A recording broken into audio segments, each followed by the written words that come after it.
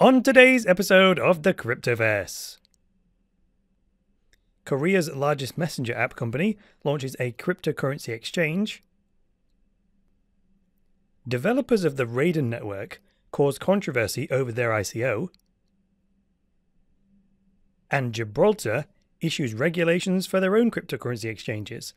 All of that and a mini market roundup on today's episode of the Cryptoverse, so stay right there.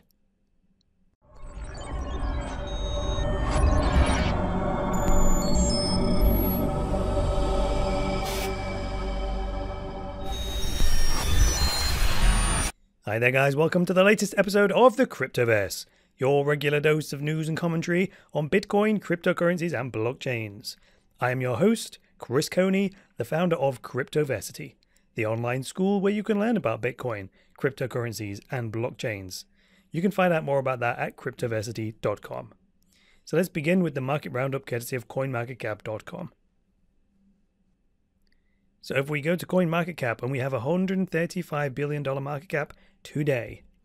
Scrolling down to find the biggest winner, we find NEO, ranking in 10th place with a $1.2 billion market cap, having gained 21.39% in the last 24 hours. If you want to buy a NEO token, you're looking at $24.01. That puts NEO just in the top 10 there in 10th place, and about $37 million of NEO has been traded in the last 24 hours. So that seems like the enthusiasm is returning to China. NEO is largely considered to be a Chinese coin, so that's good news for them.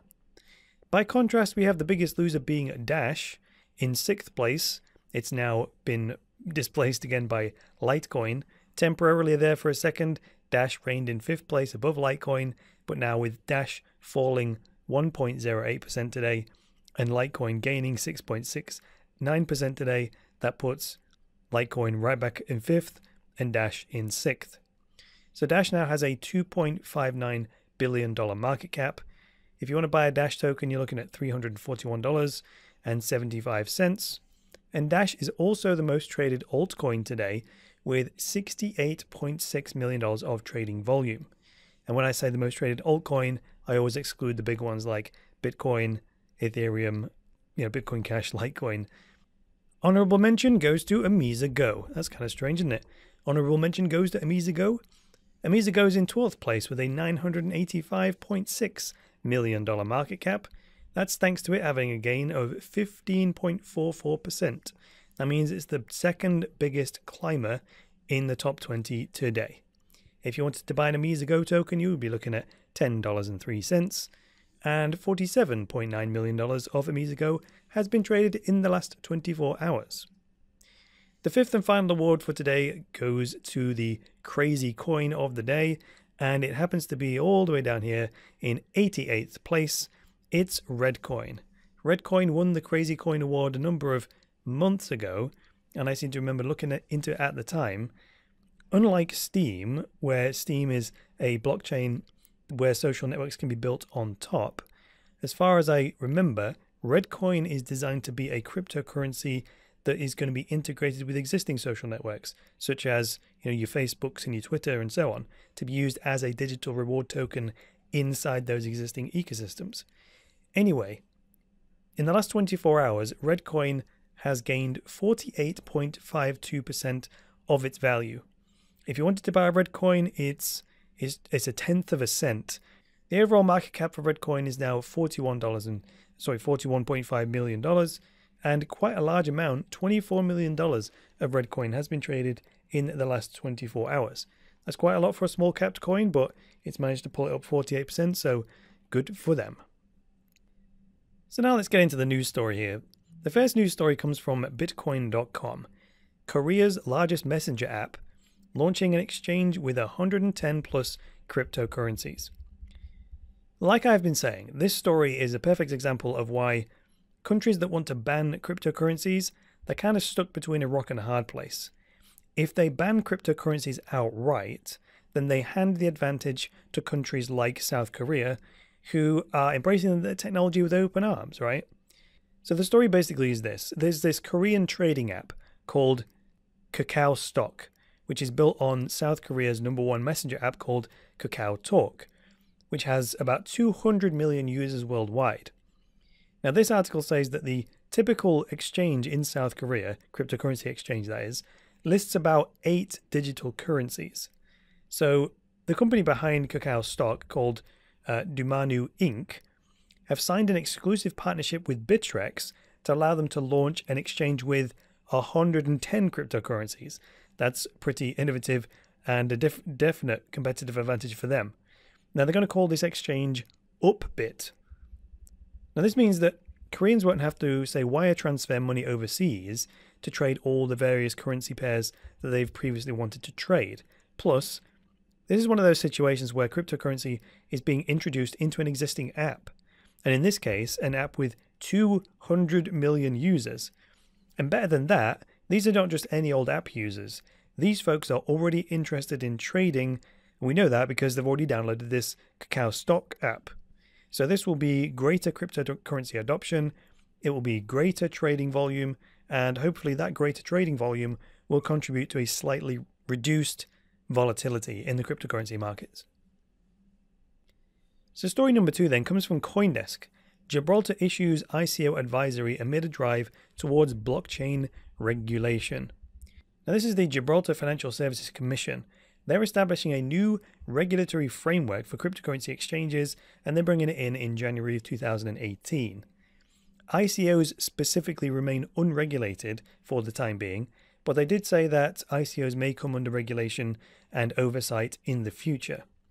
And they gave a kind of a consumer warning to say that, when it says unregulated, that means consumers have no one to turn to if an ICO turns out to be a dud, right? There's no complaints procedure, there's no ombudsman, and there's no financial compensation scheme from the government. So just be aware of that.